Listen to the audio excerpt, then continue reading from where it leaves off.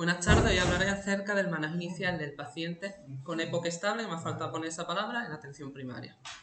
Para ello, en primer lugar, vamos a definir qué es el EPOC, que no es más que la enfermedad pulmonar obstructiva crónica, que se caracteriza porque los pacientes van a presentar un cuadro clínico consistente en tos, disnea y limitación del flujo aéreo. Esta enfermedad afecta aproximadamente al 10% de la población por encima de los 40 años, aunque la prevalencia varía en función de la edad del país, y aumenta conforme avanzamos en edad. Luego tenemos que a la hora de diagnosticar la enfermedad vamos a basarnos en unos criterios. Uno de ellos es que debe existir una exposición previa a factores de riesgo, donde el que más habitualmente se asocia a la EPOC es el tabaquismo, teniendo los pacientes fumadores o no fumadores con un índice tabáquico, fumadores o exfumadores con un índice tabáquico de 10 paquetes años, más riesgo que el resto de población. Luego debe existir síntomas respiratorios, como pueden ser la tos crónica, la disnea, y esta tos puede verse acompañada de expectoración o puede no verse acompañada de ella. Y por último, debe existir, cuando debemos realizar una espirometría en situación de estabilidad clínica, en la que obtengamos un patrón obstructivo. Esto es un cociente entre la FEV1 y la FVC por debajo del 0,7 o del 70%, con una FEV1 que no se modifica más del 12% o más de 200 mililitros, con una prueba broncodilatadora. Luego tenemos que en atención primaria, cuando nosotros sospechamos de un paciente que pueda tener una EPOC, bien porque tenga factores de riesgo muy notorios que nos hagan sospechar que puede desarrollarla, pero que no tenga síntomas que nos indiquen que la está manifestando en el momento, podemos echar mano de un cuestionario, que es el cuestionario CAPTCHA.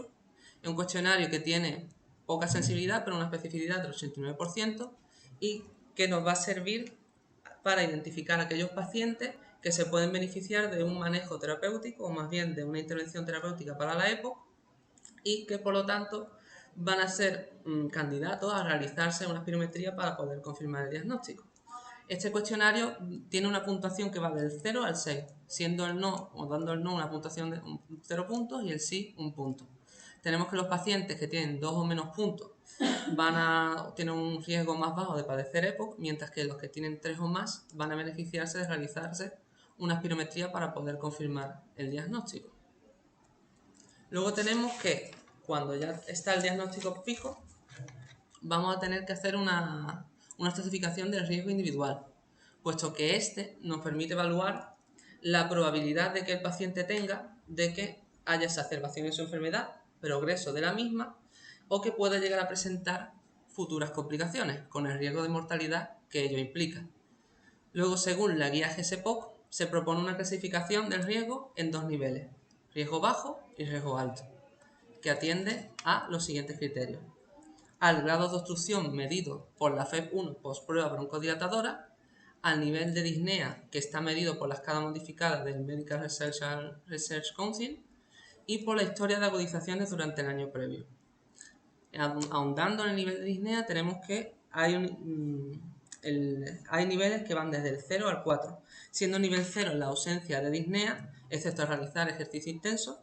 En nivel 1, la sensación de disneica, que el paciente presenta sensación disneica al andar muy rápido o subir una cuesta que está un poco pronunciada. En nivel 2, ya la sensación de disnea se la presenta al caminar en llano a paso normal, necesitando parar para descansar. El nivel 3 es que la disnea obliga al paciente a pasar a descansar a los 100 metros, a los pocos minutos de estar andando. Y el nivel 4 es que el paciente presenta disnea con las actividades básicas de la vida diaria.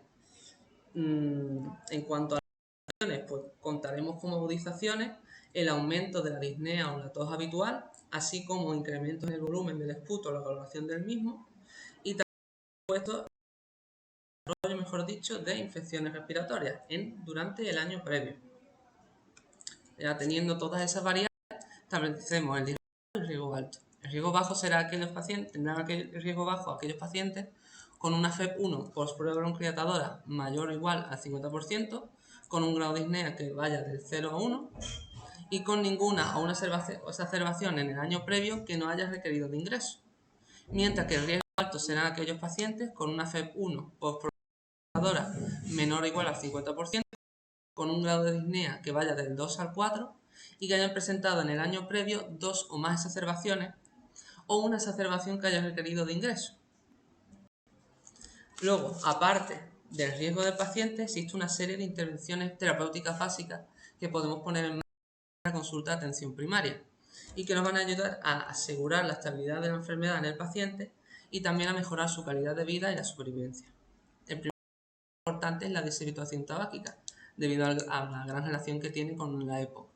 Pacientes que tengan EPOC y que continúen fumando van a beneficiar de fumar, puesto que dejando de fumar evitamos la disminución de la función pulmonar medida por la FEV1, así como una progresión de la misma.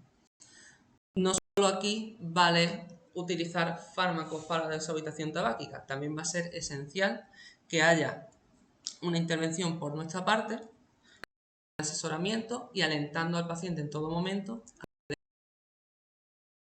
Otro paso importante, otra intervención importante va a ser la promoción de la actividad física, puesto que esta mitiga la disminución de la función pulmonar, sobre todo en pacientes que sean fumadores activos. Luego, también será importante la adecuación terapéutica. Es muy importante que exista una buena técnica inhalatoria, puesto que de ella nos valemos para que haya un terapéutico básico.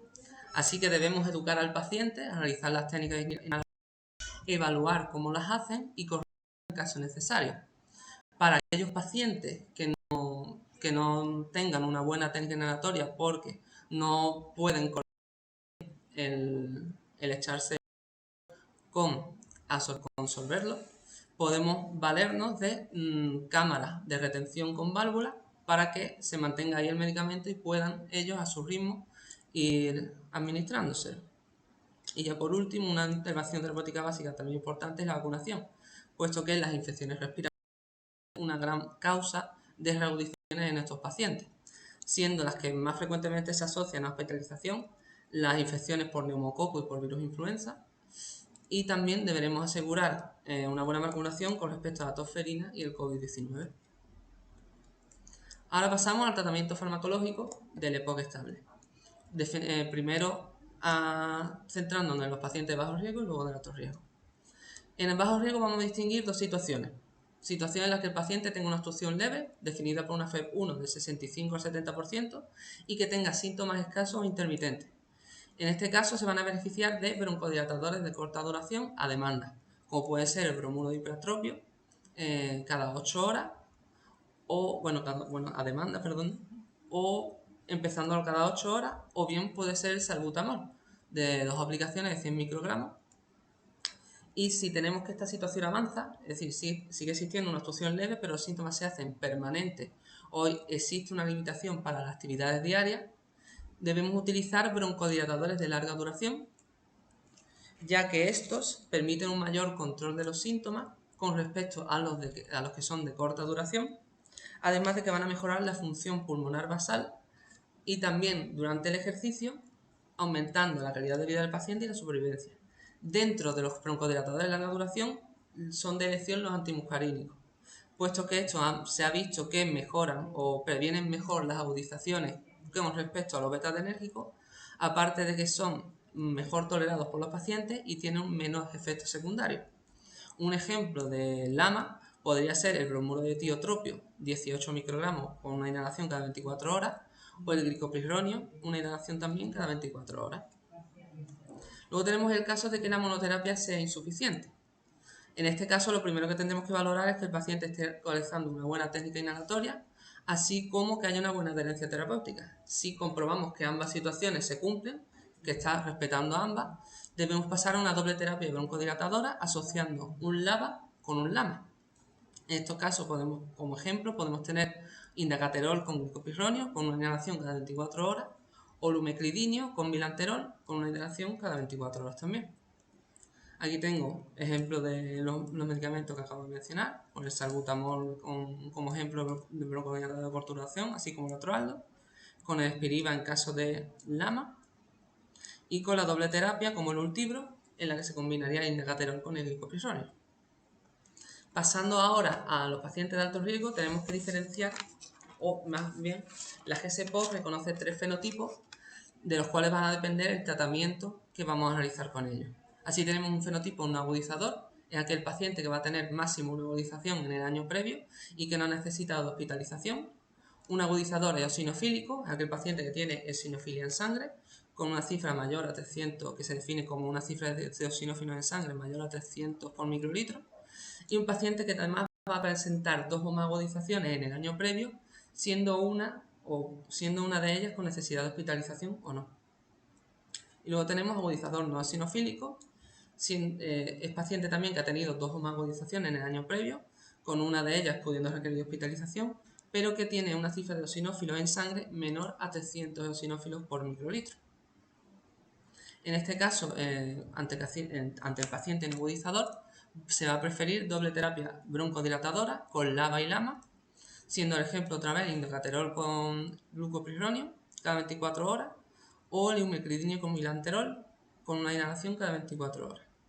En caso del agudizador no eosinofílico, agudizador eosinofílico, la base del tratamiento son los corticoides inhalados, siendo estos asociados a un broncodilatador de larga duración, en este caso beta-adrenérgico.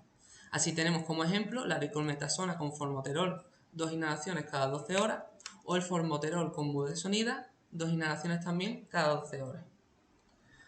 Luego, en caso de que el paciente agudizador eosinofílico no presente mejoría, vamos a tener que escalar el tratamiento y hacer una triple terapia, en este caso asociando un LAMA, un LABA y un corticoide inhalado, como es el caso, por ejemplo, de la diclormetasona con formoterol y glicopirronio, 2 inhalaciones cada 12 horas, o asociar el furato de fluticasona con bilanterol y umetilidinio también con una inhalación cada 24 horas.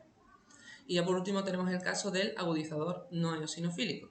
En estos pacientes lo que se recomienda de inicio es la doble terapia broncodilatadora, con LABA y LAMA siendo de elección.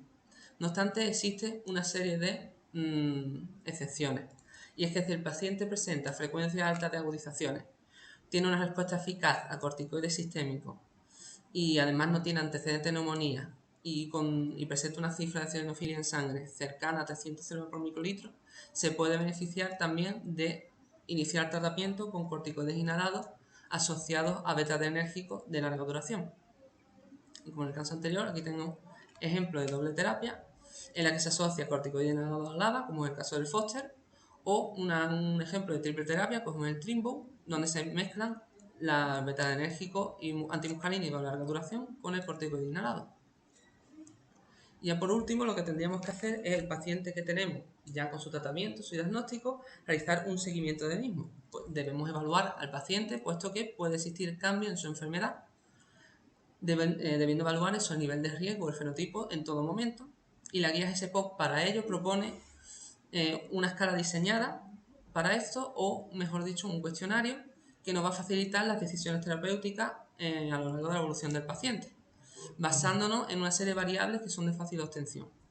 Entre ellas, por ejemplo, si ha presentado agudización en los últimos 3 meses, si ha cambiado el color del esputo en los últimos días, si ha necesitado medicación de rescate o si ha aumentado el grado de disnea.